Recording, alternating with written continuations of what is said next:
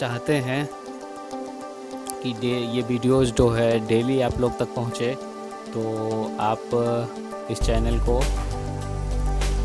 Subscribe कर सकते हैं। और इसे सब्सक्राइब करने के लिए आप YouTube ओपन कीजिए, और YouTube ओपन करने के बाद यहाँ पे सर्च पे क्लिक कीजिए। सर्च पे क्लिक करने के बाद यहाँ पे आप इन्फिनिटी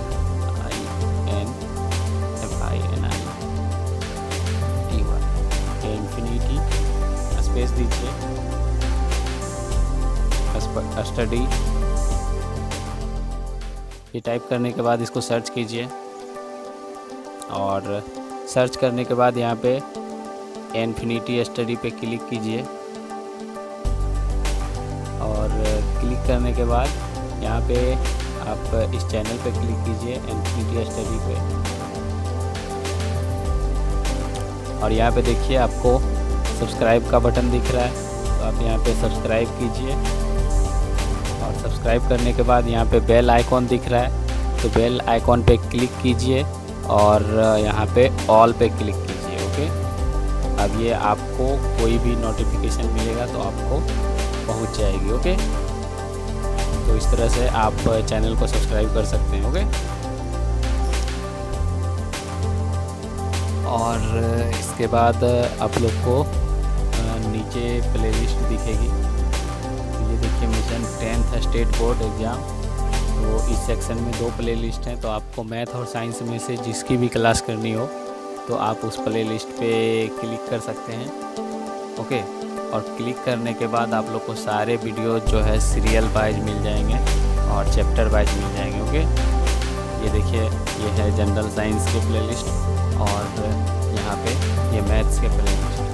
ओके, तो आप जिसकी भी क्लास करनी चाहते हैं तो उसका प्लेलिस्ट पे क्लिक करके आप पूरा का पूरा वीडियोस देख सकते हैं। Hello guys, good morning everyone, welcome to Infinity Study first step of success. स्वागत है आप सभी का India's online education Infinity Study पे। और जैसा कि आप सभी जानते हैं, it's a part of Aditya Infinity group. तो चलिए, जैसा कि आप सभी जानते हैं, मंडे टू सैटरडे जो है आपका एक इम्पोर्टेंट सेशन होता है 10 AM पे, जिसमें हम लोग जनरल साइंस डिस्कस करते हैं। और 11 बजे से आपकी मैथ की क्लास होती है, उसमें आपका मैथ का हो रहा है। ठीक है, बहुत जल्द जो है आपका इंटरमीडिएट का क्लासेस भी आने वाला है, तो आप लोग जो है एक दूसरे को शेयर कीजिए जिससे कि पता लग सके। ठीक है, स्टूडेंट को चलो कि ये सब भी हो रहा है। ठीक है, ओके, तो चलते हैं आज का टॉपिक की तरफ। तो मैंने आप लोग को क्या किया था, सारा का सारा कवर करवा दिया था। ठीक है, तो कुछ हम लोग बोले थे कि संडे को एक जो है वीडियोस आने वाला है जिसमें हम लोग कुछ कोर्स के बारे में डिस्कस करने वाले हैं, यानी IAS के बारे में। तो वो आप लोग की जो है कुछ टेक्निकल इश्यूज़ की वजह से नहीं आ पाई है। तो चलिए, मैं आज जो है इसी में कुछ जो इम्पोर्टेंट IAS होते हैं उसके बारे में मैं आप लोग को डिस्कस करवा देता हूँ। ओके, जो कि एग्ज़ाम्स में पूछे जाते हैं। ओके, और ये 10th लेवल तक का है। ओके, ये इंटरमीडिएट लेवल तक का नहीं होगा।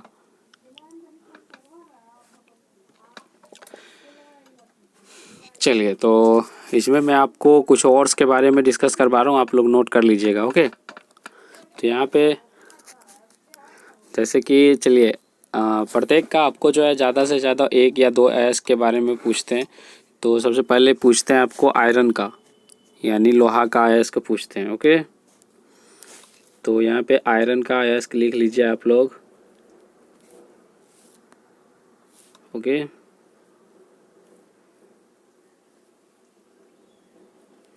लोहा का लिख लीजिए। यहाँ पे लोहा का हो जाएगा आपका हेमाटाइट। क्या हो जाएगा?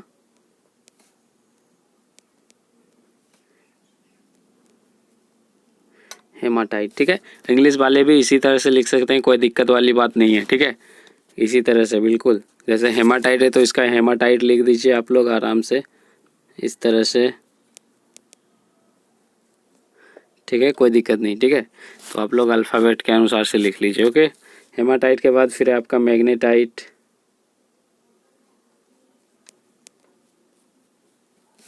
चलिए इसका फॉर्मूला भी आप लोग लिखते जाइए, ठीक है।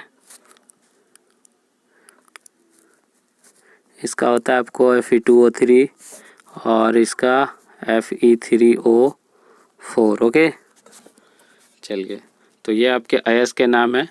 ओके, दो से ज़्यादा नहीं पूछा जाता, वैसे तो और भी होता है, सेडेराइट होता है, कॉपर आयरन पायराइट होता है, ठीक है। तो ये सारा चीज़ जो है आप लोग को ISC लेवल के ऊपर नहीं जाना है, क्योंकि आप लोग के पास उतना ज़्यादा टाइम भी नहीं बचा, ठीक है। आप लोग इसका स्क्रीनशॉट ले लीजिए, ठीक है। बात करें उसके बाद नेक्स्ट, चलिए तो नेक्स्ट बात करें कॉपर का। चलिए यहाँ पे कॉपर का बात कर रहे हैं हम, ठीक है। ये आपका लोहा का यहाँ से यहाँ तक है, ठीक है। उसके बाद कॉपर का बात करें तो कॉपर का हो जाएगा आपका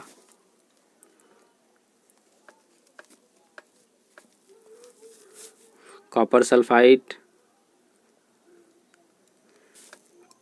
उसके बाद कॉपर पायराइट, ठीक है। इसका नाम है कॉपर पायराइट। ओके, यहाँ लिख लीजिए आप लोग। कॉपर तो जानते हैं, यहाँ पे मैं पायराइट लिख रहा हूँ। Okay, copper pyrite. ओके, और ये है आपका, इसको बोलते हैं हालांकि मैलाकाइट भी बोलते हैं, चाल्कोसाइट एक भी, चाल्कोसाइट अलग होता है। ओके, तो यहाँ पे आप लोग सीधा लिख लीजिए कॉपर सल्फाइड।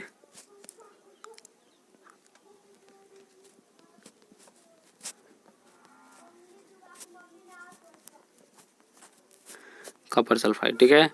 तो ये तो हो गए। उसके बाद आपका एक आता है जिंक का। अच्छा, एक बात और, तो निष्कर्षण जो है कैसे होता है, तो निष्कर्षण आपका हेमाटाइट से होगा या मैग्नेटाइट से होगा, ठीक है, लोहा रहेगा तो। उसके बाद फिर आपका अगर कॉपर का निष्कर्षण करना है तो कॉपर का निष्कर्षण आपको कॉपर सल्फाइड से होगा, ठीक है, या फिर कॉपर पायराइट से। ओके, उसके बाद फिर बात करें और इसके अकॉर्डिंग आपको लिखना कैसे है, तो ये भी मैंने बताया था आपको पिछले वीडियोस में कि इसको लिखते कैसे हैं। तो इसको लिखने के लिए आप क्या कीजिए, जैसे कि मान के चलिए सल्फाइड है, तो सल्फाइड में हम लोग क्या करवाते थे, भर्जन करवाते थे, यानी रोस्टिंग करवाते थे, ये आपको पता है, ठीक है। उसी तरह अगर कार्बोनेट ग्रुप रहता तो क्या करवाते हम, उसमें क्या करवाते, कार्बोनेट ग्रुप रहता तो उसमें निस्तापन करवाते, ठीक है। चलिए, यहाँ पे जैसे कि इसमें भी सल्फर है, तो और ये क्या है, ये ऑक्साइड ग्रुप है, तो इसमें जो है क्या करवाना है, इसमें भी आपको ऑक्सीजन को दूर करने के लिए सिर्फ जो है हवा की उपस्थिति में इसको गर्म करना है, ठीक है। इसमें आप भर्जन स्थापन नहीं लिख सकते, ठीक है। चलिए, उसके बाद बात करें नेक्स्ट की। चलिए, इसका स्क्रीनशॉट ले लीजिएगा आप लोग। उसके बाद नेक्स्ट की बात करें, चलिए तो नेक्स्ट हो गया आपका जिंक का पूछा जाता है। तो जिंक का होता है आपका एक ZnS, जिसको बोलते हैं क्या, जिंक ब्लेड। फार्मूला आपका डायरेक्टली पूछा जा सकता है, जिंक ब्लेड का फार्मूला बताइए, ठीक है। ये मैंने हालांकि डिस्कस किया था। इसका निष्कर्षण होता है जिंक का, ये अयस्क है आपका, और हम लोग क्या डिस्कस कर रहे हैं, और तो ये जो है जिंक का हो गया, और एक होता है आपका ZnSO4, इसको बोलते हैं क्या, जिंक सल्फेट।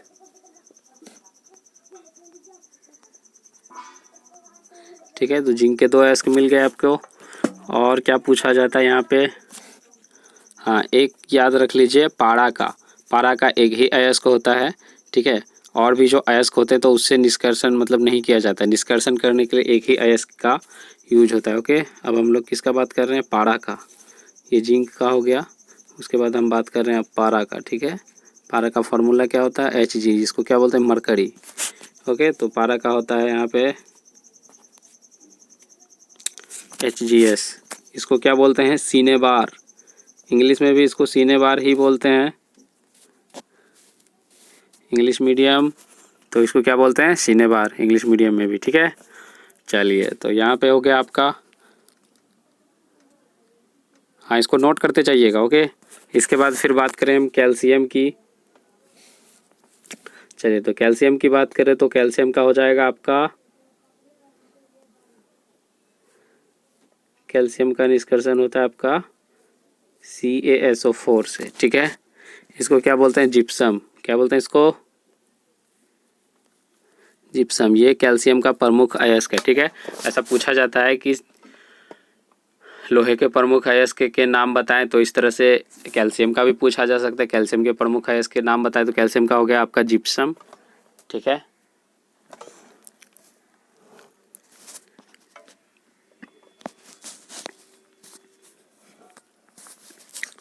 और इसके बाद जो है आपका एक एल्युमिनियम का भी पूछा जाता है, तो वो भी लिख लीजिए। एल्युमिनियम का ये हो गया आपका। ठीक है,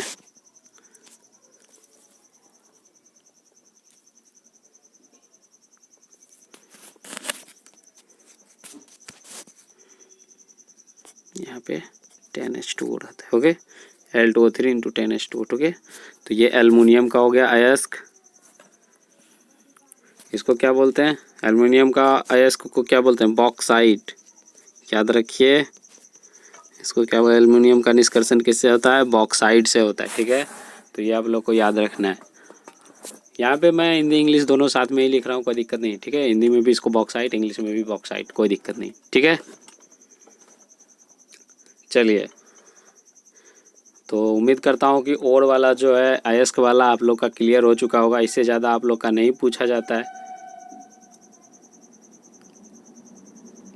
ओके, 10th लेवल पे इससे ज़्यादा नहीं पूछा जाता है। ठीक है, और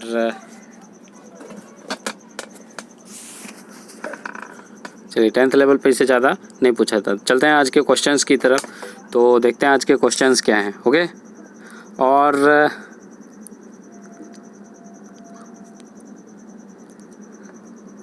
इसके बाद जो हम लोग देखेंगे कि और क्या क्या बच जाता है। ठीक है, चलिए,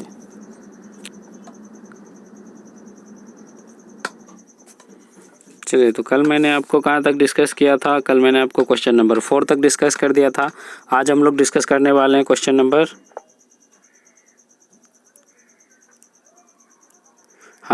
5 आज हम लोग डिस्कस करने वाले हैं। तो चलिए, क्वेश्चन नंबर 5 में आपको कह रहा है यहाँ पे, चलिए क्वेश्चन नंबर 5 में आपको बोल रहा है आपको क्या क्या दिया गया। सबसे पहले वो नोट कर लीजिए।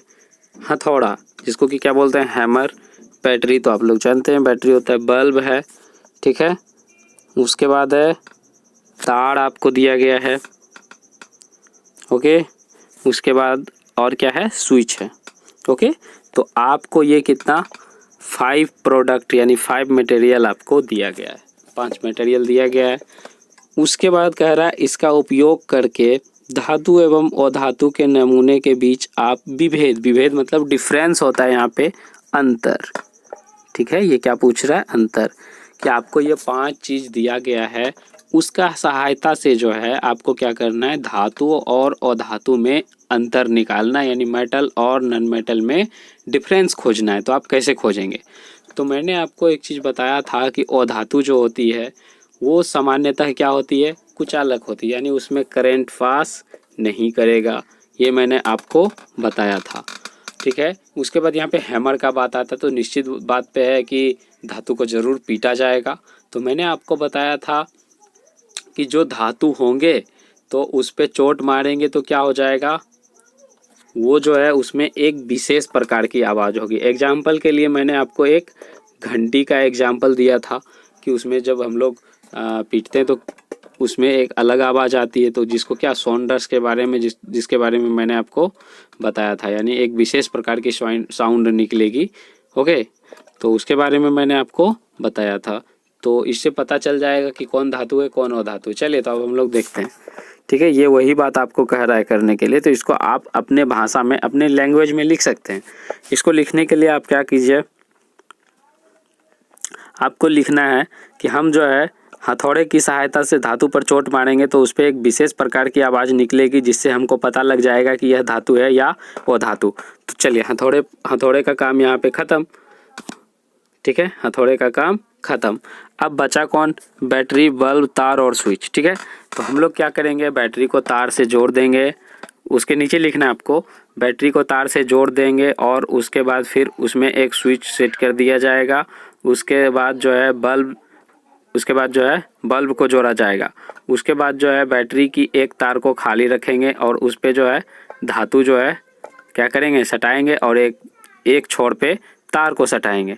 अगर बल्ब जल रही है तो समझ जाएंगे कि धातु है, या फिर अगर नहीं जलेगी तो समझ जाएंगे कि वो धातु है, क्योंकि धातु हमेशा विद्युत का सुचालक होता है और अधातु हमेशा विद्युत का कुचालक होता है, उसमें करंट पास नहीं करता है। तो इतना आप लोग समझ गए, तो इसका आंसर उम्मीद है कि आपको मिल गया होगा। इस तरह से आप लोग लिख सकते हो।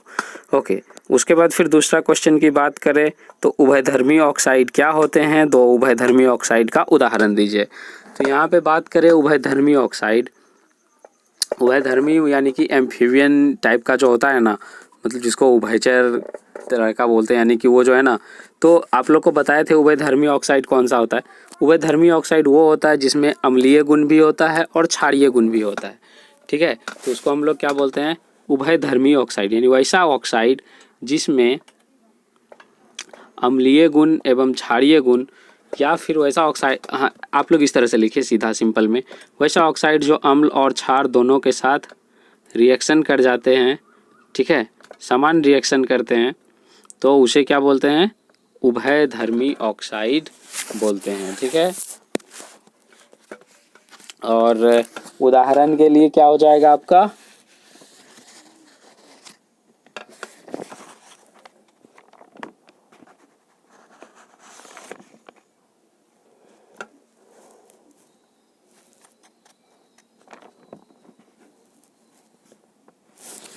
चलिए तो यहाँ पे अब हम लोग, हाँ तो ये आप लोग का क्लियर हो चुका होगा।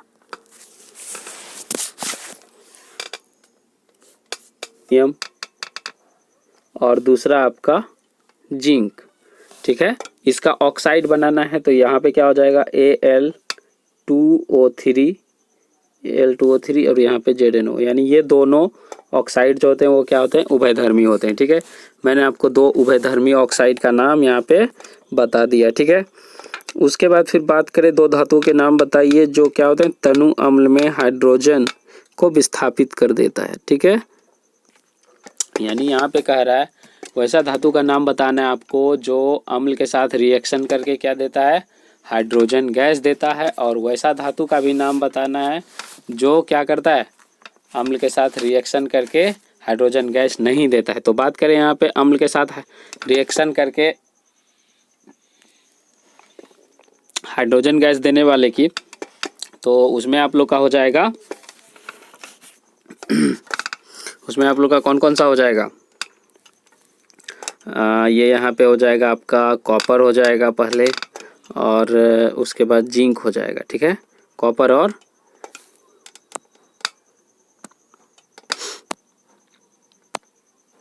हाँ, एक तो कॉपर हो गया और दूसरा आपका जिंक हो गया, ठीक है। ये क्या करते हैं, ये हाइड्रोजन गैस देते हैं, यानी हाइड्रोजन को विस्थापित कर देते हैं जिससे कि हाइड्रोजन बाहर निकल जाते हैं। अब बात कर रहे हैं दो, इसी में देखिए यहाँ पे दो ऐसे धातु का नाम बताइए जो हाइड्रोजन को विस्थापित नहीं कर सकते हैं, ठीक है।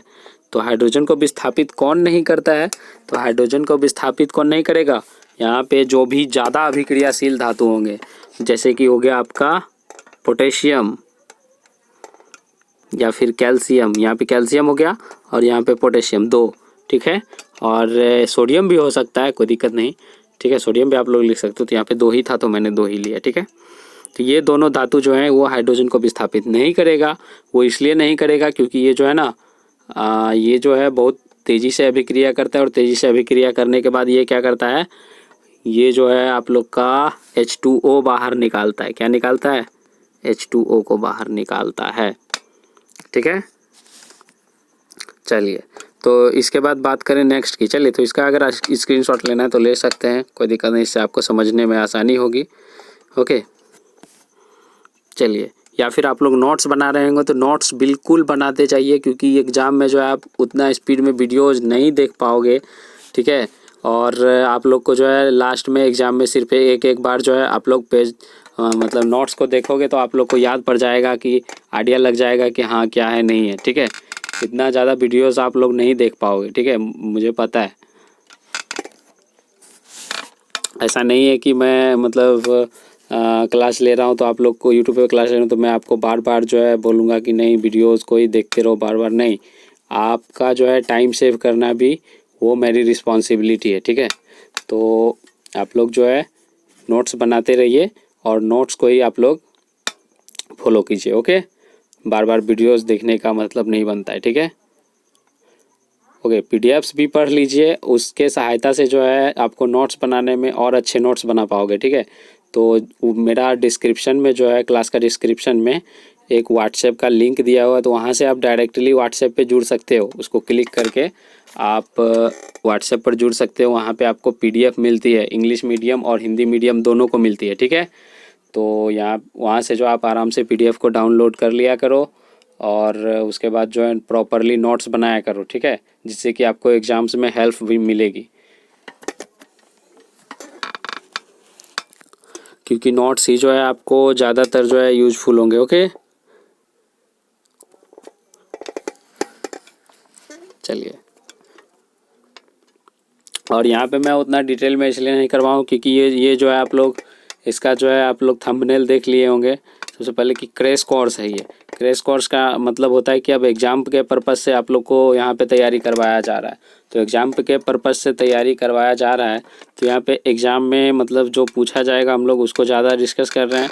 उसके बाद जो पूरा डिटेल्स में आप लोग को नहीं यहाँ पे करवाए, क्योंकि समय आप लोग के पास ज़्यादा नहीं है, ठीक है, और एग्ज़ाम को कंडक्ट भी करना है।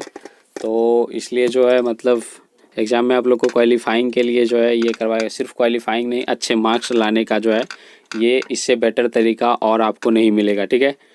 वैसे जो है ऑनलाइन तो भर भर के पूरा जो है नोट्स ले रहा है, मतलब पूरा जो है मनी ले रहा है, इतना दो तब जाके सब्सक्राइब करो। मैंने मतलब बहुत बच्चे को देखा है, मैंने सारा चीज़ को स्टडी करने के बाद जो है आप लोग का ये हेल्प करने का जो है मतलब डिसीजन लिया है, ठीक है, कि नहीं। वैसे बच्चे बहुत सारे हैं जो पैसे के चक्कर में नहीं पढ़ पाते हैं, तो उन लोग के लिए फ्री क्लास लाना ज़रूरी होगा, ठीक है।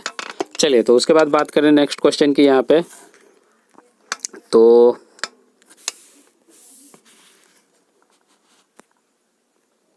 हाँ, यहाँ पे देखिए, ये मैंने डिस्कस कर लिया था। क्वेश्चन नंबर 8 की बात करें तो किसी धातु M के विद्युत अपघटन पारिष्करण में आप एनोड, कैथोड एवं विद्युत, जस्ट ए मिनट, हाँ, एनोड, कैथोड एवं विद्युत अपघट्य, ठीक है, किसे बनाएंगे, ओके। तो यहाँ पे बात करें हम, तो मैंने आपको बताया था कि एनोड क्या होता है, कैथोड क्या होता है, ओके। तो ये मैंने आपको बताया था। तो सबसे पहले नंबर बात करें एनोड की, तो एनोड जो होता है वो कैसा होता है। एनोड आपका प्लस पे, एनोड कहाँ पे जाता है, प्लस पे, बैटरी का। यहाँ पे धातु का नहीं बात कर रहा हूँ मैं, यहाँ पे प्लस पे होगा कौन, एनोड, ओके। यहाँ पे प्लस पे बैटरी का प्लस वाला जो पार्ट होगा, यानी जिसे विद्युत अपघटन कराया जाएगा, तो प्लस वाला जो पार्ट होगा वो क्या होगा, एनोड। और बैटरी का नेगेटिव पार्ट जो होगा वो क्या होगा, कैथोड, ओके। तो यहाँ पे आप लोग लिख दीजिए कि, और उसके बाद फिर है क्या, अपघट्य। तो अपघट्य कहाँ पे, जो और मतलब मेटल से जो है बच जाएगा तो वो कहाँ पे, नीचे बैठेगा, ठीक है। तो यहाँ पे बात करें हम कैथोड एनोड की, किसी को कैथोड बनाना है, किसको एनोड, तो यहाँ पे सीधा सा लिखेंगे आप लोग। जब हम विद्युत धारा को प्रवाहित करेंगे किसी सेल की सहायता से, ओके, तो उसमें जो है पॉजिटिव वाला पार्ट यानी धनात्मक पार्ट जो होगा वो क्या होगा, एनोड होगा, और ऋणात्मक भाग जो होगा वो क्या होगा, कैथोड होगा, ठीक है। तो उसे कैथोड बनाएंगे और उसके बाद जो है जो भाग बचा हुआ रह जाएगा उसमें क्या हो जाएगा, अपघट्य, ओके। इसको क्या बोलते हैं, इसको बोलते हैं इलेक्ट्रोलाइसिस, ठीक है। इस पूरी घटना को क्या बोलते हैं, इलेक्ट्रोलाइसिस बोलते हैं, ठीक है। चलिए, तो ये क्लियर हो गया। उसके बाद फिर हम लोग बात करें 9 का, तो 9 तो आपका एक्सपेरिमेंट है, ओके, लेकिन फिर भी जो है आपको थोड़ा सा इसमें आइडिया दे देता हूँ। चलिए, तो यहाँ पे बात करें, सबसे पहले आप लोग फिगर देख लीजिए, इसके बाद आप लोग को आइडिया लगेगा। चलिए, ये देखिए, ये आपका फिगर है, ओके। तो यहाँ पे देखिए, ये जो है आपका प्रखनली को पकड़ने के लिए चिमटा होता है ना, जिसको प्लास बोलते हैं, तो प्लास टाइप का, तो उसी से जो है ये पकड़ा हुआ है, ओके। यहाँ पे देखिए क्या हो गया, ओके। तो यहाँ पे जो ये क्या हो गया, ये पिलाश हो गया यहाँ पे। और उसके बाद जो फिर यहाँ पे, उसके बाद जो यहाँ पे ये जो दिख रहा है आपको येलो कलर का, तो ये आपका क्या है, ये सल्फर पाउडर से भरा हुआ क्या है, यानी सल्फर पाउडर से ये भरा हुआ है, ठीक है। और उसके बाद ये जो दिख रहा है आपको यहाँ पे सल्फर पाउडर के नीचे, तो ये बर्नर है, यहाँ से क्या निकलती है, स्प्रिट लैंप की ज्वाला निकलती है, ठीक है। और नीचे जो है सबसे नीचे यहाँ पे देखिए, यहाँ पे सबसे नीचे जो है, यहाँ पे क्या हो रहा है, गैस एकत्र हो रहा है। ये देखिए बर्नर है, और ये जो है आपका येलो कलर का जो दिख रहा है, ये सल्फर का पाउडर है, ठीक है। चलिए, तो फिगर के बाद अब आप लोग को अच्छे से समझ में आ जाएगा। चलिए उसके बाद देखते हैं हम लोग आप क्वेश्चन। तो यहाँ पे बात करें क्वेश्चन की, तो यहाँ पे कह रहा है आपका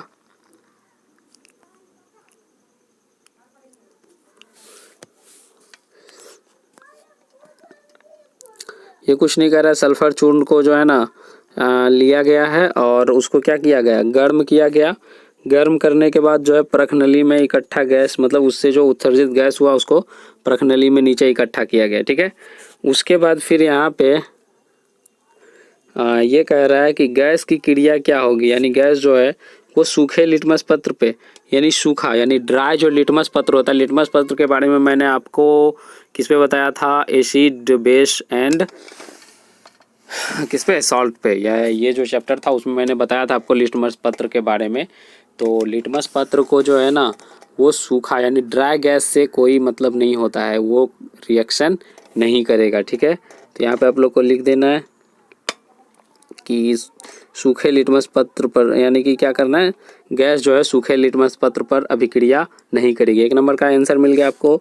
इसके बाद दूसरे नंबर में बात करें आर्द्र लिटमस पत्र पे, तो आर्द्र लिटमस पत्र पे क्या होगा, सल्फर जो है कैसा गुण दर्शाएगा, इसमें जो गैस जो होंगे, यहाँ पे सल्फर का बात नहीं हो रहा है एक्चुअली गैस का, तो गैस का प्रभाव जो है लिटमस पत्र पे नहीं पड़ता है, तो ये आर्द्र गैस के साथ आर्द्र लिटमस पत्र के साथ भी अभिक्रिया नहीं दर्शाएगी, ठीक है।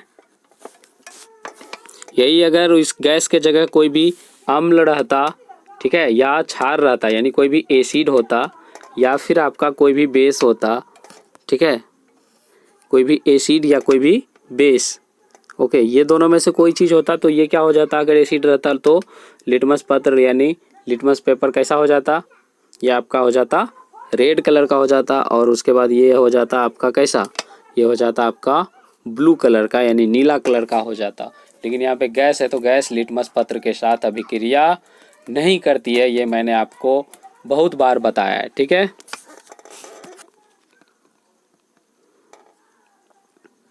उसके बाद बात करें क्वेश्चन नंबर नेक्स्ट की, तो उसके बाद कह रहा है ये आपका अभिक्रिया को क्या करना है, संतुलित करना है, ठीक है। तो यहाँ पे हम लोग क्या कर रहे हैं, जला रहे हैं, ठीक है। तो जब जला रहे हैं तो यहाँ पे क्या हो जाएगा, सल्फर और प्लस में ऑक्सीजन, ठीक है, ये आपस में क्या हो जाएंगे, मिल के फिर क्या हो जाएंगे, ये SO2 सल्फर डाइऑक्साइड गैस बन जाएंगे, ठीक है। तो ये आपकी अभिक्रिया है जिसको मैंने अब यहाँ पे संतुलित करना है। तो संतुलित करने के लिए आपको पता है सल्फर की जो होती है ना, सल्फर की जो होती है वो कितना होता है बैलेंसी, ये 4 होता है आपका। तो ये जो है मतलब ये जो है आपस में हो जाएगा, ठीक है। हालांकि यहाँ पे सल्फर का वैलेंसी इलेक्ट्रॉन, एक मिनट, तो यहाँ पे सल्फर का वैलेंसी और कितना होता है 15 16, यहाँ पे 16 होता है। तो ये जो है आर्गन के समान बनना चाहेगा, यानी इसका हालांकि कितना होता है 2 होता है, तो यहाँ पे आपका जो है ये बना लेगा आपका क्या, SO2 बना लेगा, ठीक है। ये SO2 गैस बना लेगा यानी सल्फर डाइऑक्साइड गैस बना लेगा, ठीक है। और ये अपने आप में क्या होता है, स्टेबल होता है। यहाँ पे वैलेंसी इसका यहाँ पे +4 हो जाएगी, ठीक है, ये उसके समान जो है बनना चाहेगा, ओके। चलिए इसके बाद फिर बात करें लोहे में जंग लगने से बचाने के लिए तरीके बताइए। तो मैंने आपको बताया था लोहे में जंग लगने से कितने तरीके हो सकते हैं बचाने के। तो उसको क्या करना है, पेंटिंग, वायलिंग, ये मैंने बताया था आपको, और ग्रीजिंग, गैल्वेनाइजिंग मैंने बताया था ना। कि पेंट करके अगर हम लोग लोहा को पेंट कर देंगे तो क्या कभी उस पर जंग लगेगा? नहीं लगेगा जंग। उसके बाद फिर अगर जो है हम क्या करेंगे यहाँ पे, अगर उस पर वाइल लगा देंगे, वाइल लगाते रहें, ठीक है, तो उस पर भी जंग नहीं लग पाएगा, क्योंकि वो जो है वायु और नम वायु के कांटेक्ट में आ ही नहीं पाएगा, ठीक है। उसके बाद फिर ग्रीजिंग भी अगर कर देंगे हम, उस पर ग्रीज लगा देंगे, ठीक है, तो भी जो है जंग नहीं लगेगा। तो 3 तरीका आपको हो गया। चौथा तरीका मैंने आपको बताया था गैल्वेनाइजिंग। गैल्वेनाइजिंग किसको बोलते हैं? हिंदी में उसको यसद लेपन बोलते हैं। हिंदी में क्या बोलते हैं? यसद लेपन, इंग्लिश में गैल्वेनाइजिंग, ठीक है। जिस पे क्या करते थे, लोहे पे जिंक की परत चढ़ा देते थे, ठीक है। तो उसके बारे में तो तरीका आप लोग लिख लीजिएगा यहाँ पे कि लोहे को जंग लगाने से बचाने के तरीके निम्नलिखित हैं। नंबर 1 में लिख दीजिएगा पेंट करके, वायलिंग करके, यानी कि लोहे पर तेल लगाकर, या फिर ग्रीजिंग करके, यानी लोहे पर ग्रीज लगाकर, या फिर आप लोग क्या लिख सकते हैं, गैल्वेनाइजिंग। तो गैल्वेनाइजिंग में क्या हो जाएगा, यानी लोहे पर जिंक की परत चढ़ाकर, ठीक है, या फिर यसद लेपन करके। तो ये 3-4 तरीके आप लोग लिख लेंगे। उसके बाद फिर बात कर रहे हैं ऑक्सीजन के साथ संयुक्त होकर अधातुएं कैसे ऑक्साइड बनाती है। तो ऑक्सीजन के साथ जो है अधातु, ठीक है, कैसे ऑक्साइड बनाती है, तो इसके बारे में मैंने बताया था आपको, ठीक है। तो इसके बारे में मैंने बताया था आपको कि ऑक्सीजन जो होती है, तो यहाँ पे ऑक्सीजन क्या करेगा, ऑक्सीजन और धातु के साथ जो है आसानी से रिएक्शन कर जाते हैं। जैसे कि अभी तुरंत आपने देखा, ये सल्फ़र जो है ये भी और धातु है, तो इसके साथ भी आसानी से रिएक्शन गर्म करने के बाद कर गया, और ये क्या बना लिया, ये बना लिया आपको SO2 गैस बना लिया, सल्फ़र डाइऑक्साइड गैस बना लिया, ठीक है। तो उसी तरह क्या करते हैं, उसी तरह से और भी बहुत सारे गैस बनाते हैं। जैसे एग्जांपल आपको दें तो ये जो है ऑक्सीडाइज होके क्या बना लेते हैं, कार्बन डाइऑक्साइड बना लेते हैं, ठीक है। और धातु के साथ मैं बता रहा हूँ तो कार्बन डाइऑक्साइड हो गया, सल्फ़र डाइऑक्साइड हो गया, कार्बन मोनोऑक्साइड भी हो गया, ठीक है। तो ये क्या हो गया, ये आपका ऑक्सीजन के साथ संयोग करके यौगिक बनाते हैं, ठीक है। अब रहा बात कैसे बनाते हैं, तो मैंने आपको बताया, इसमें आपको लिखना है जब, ठीक है ना, जब कार्बन को वायु की उपस्थिति में गर्म किया जाता है, सीधा लिखिएगा, जब अधातु को वायु की उपस्थिति में गर्म किया जाता है तो यह संयोग करके अधातु ऑक्साइड बना लेता है, यानी नॉन मेटल ऑक्साइड बना लेता है। नॉन मेटल ऑक्साइड मैंने इसलिए बोला अधातु ऑक्साइड, क्योंकि अधातु के स्थान पर कुछ भी हो सकता है, यहाँ पे कार्बन हो सकता है, सल्फर हो सकता है, और भी एक्सेट्रा एक्सेट्रा, ठीक है। चलिए, तो उसके बाद आ गया आपका क्वेश्चन नंबर 12। तो क्वेश्चन नंबर 12 में आपका कारण बताइए।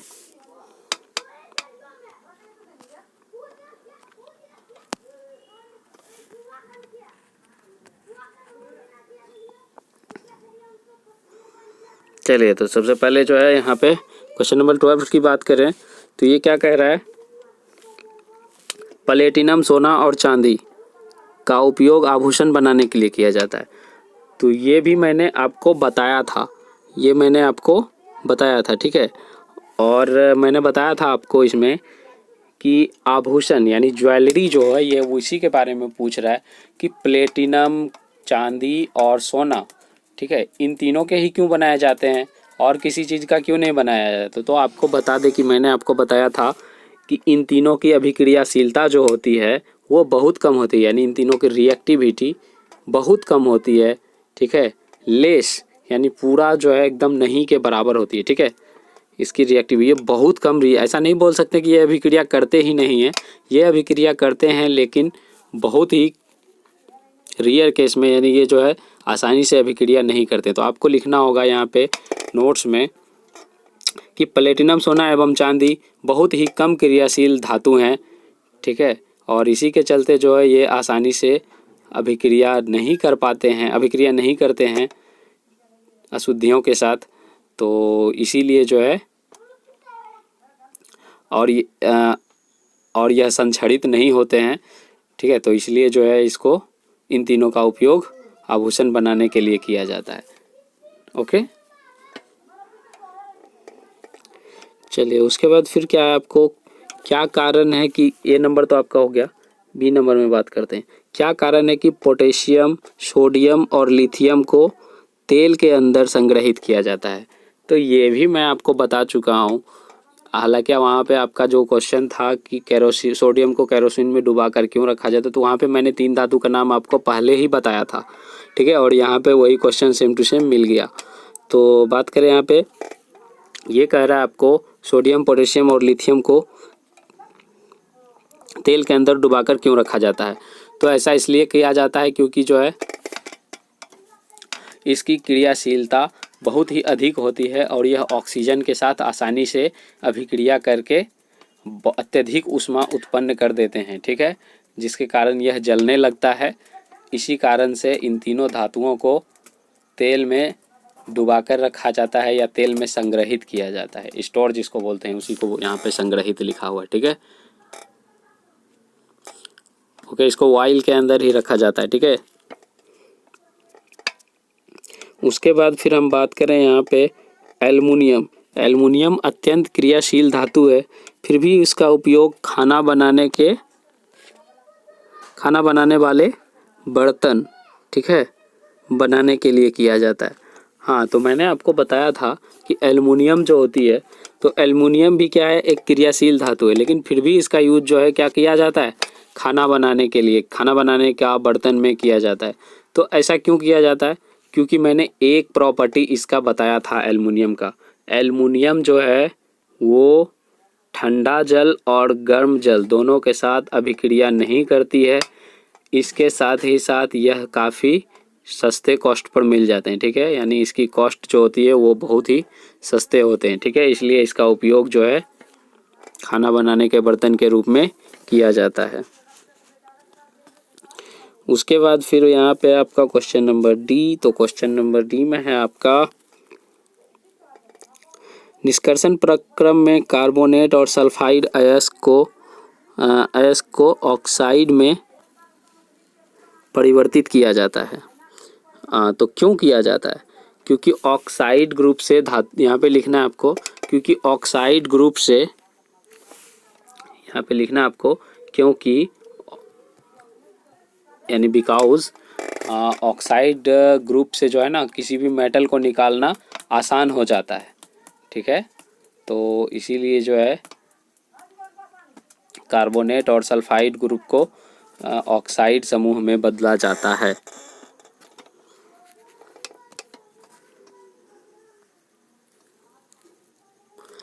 उसके बाद फिर यहाँ पे आपका क्वेश्चन नंबर 13।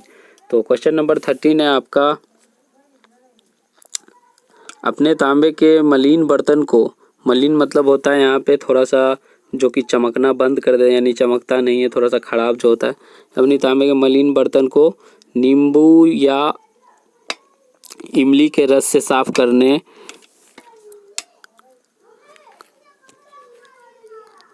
हाँ चलिए, यहाँ पे आपका साफ करते अवश्य देखा होगा। यह जो है क्या होता है, खट्टा पदार्थ बर्तन को साफ करने में क्यों प्रभावी है, यानी क्यों इफ़ेक्ट करता है ये।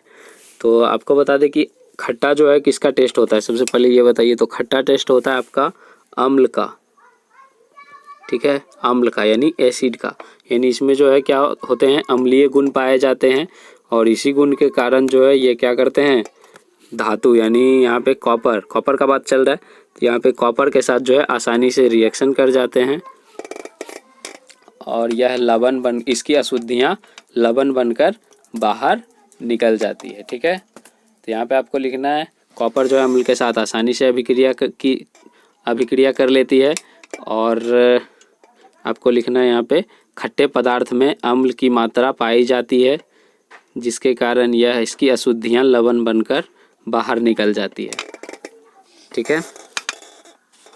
इसी कारण से जो है यह इस तरह के खट्टे पदार्थ से साफ करना प्रभावी माना जाता है। उसके बाद फिर बात करते हैं हम रासायनिक गुणधर्म के आधार पर आपको धातु और धातु में अंतर निकालना है। तो धातु और धातु में अंतर बताना है आपको। तो आपको मैंने बताया था कि धातु जो है, कोई भी धातु हो, सामान्यतः की बात कर रहे हैं, अब बाद में तो होता है ये सब। तो आपको लिखना है धातु जो है, पहला अंतर लिखना है आपको, धातु अम्ल के साथ अभिक्रिया करके हाइड्रोजन गैस देता है, जबकि वो धातु अम्ल के साथ अभिक्रिया करके हाइड्रोजन गैस नहीं देता है। एक अंतर हो गया। दूसरा अंतर आपको लिखना है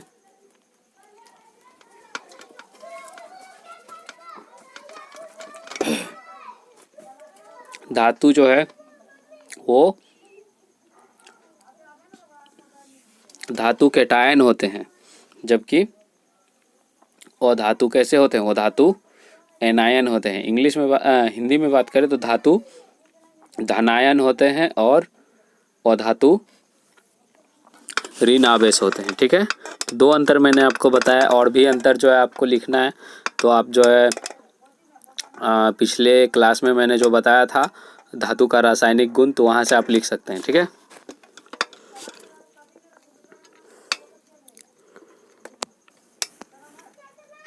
क्वेश्चन नंबर 13।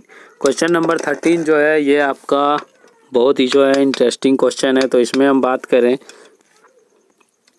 चलिए, तो ये क्वेश्चन देखिए आपका, ये क्वेश्चन जो है क्या कह रहा है आपका, एक व्यक्ति जो है, कोई एक आदमी है, वो घर में क्या करता है, सोनार बन के जाता है। सोनार मतलब ज्वेलरी बेचने वाला जो होता है ना, वो बन के जाता है। ठीक है,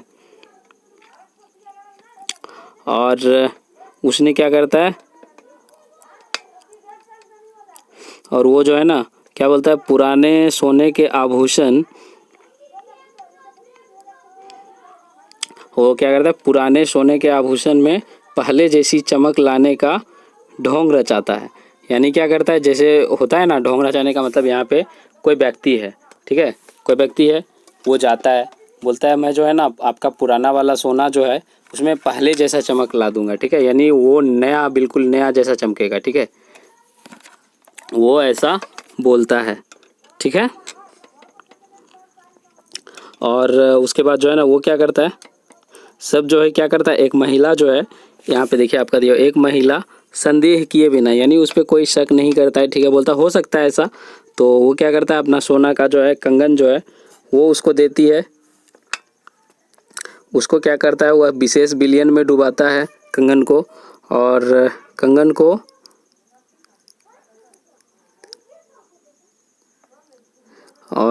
को जो है ना नए की तरह क्या करता है, चमकाने लगता है। लेकिन उसका वजन जो है ना वो घट जाता है।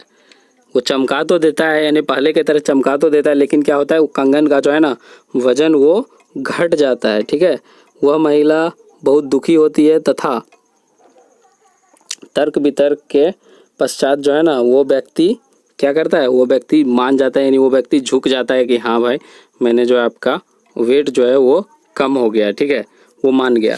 ठीक है, तो आप जो है क्या करना है, एक जासूस की तरह आप इस विलयन की प्रकृति के बारे में क्या मतलब बता सकते हैं।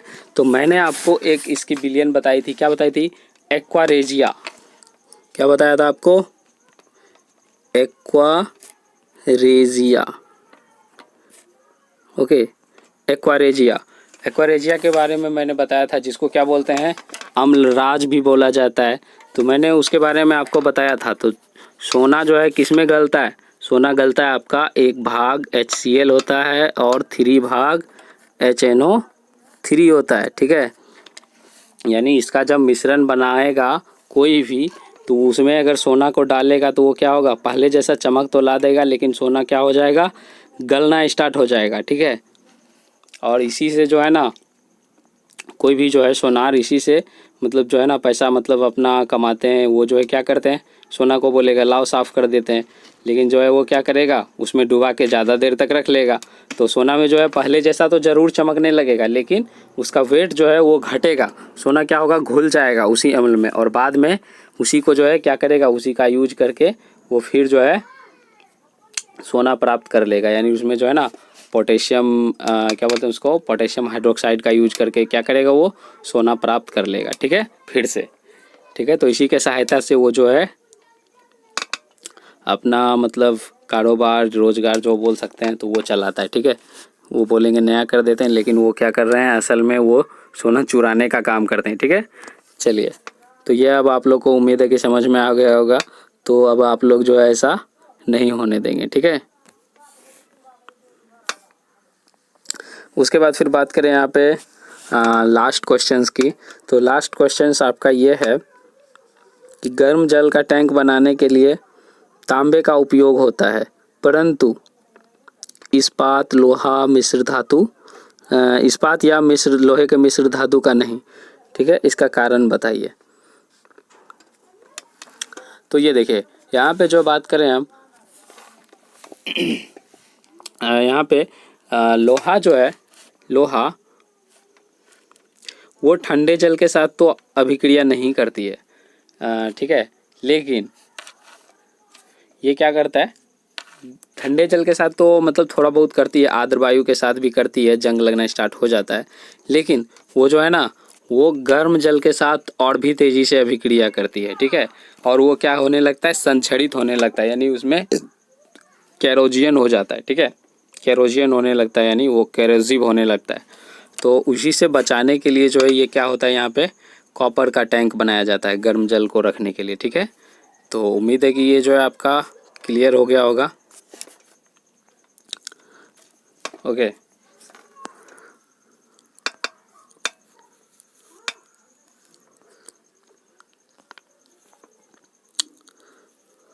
चलिए, तो ये जो है आप लोग का क्लियर हो गया है यहाँ पे, और अब ज़्यादा कुछ है नहीं। ठीक है, ये आपका, फिर भी अगर आप लोग को कुछ भी डाउट हो तो आप कमेंट कर सकते हैं, वहाँ पे आपको रिप्लाई दिया जाएगा। ठीक है, और इसके बाद जो है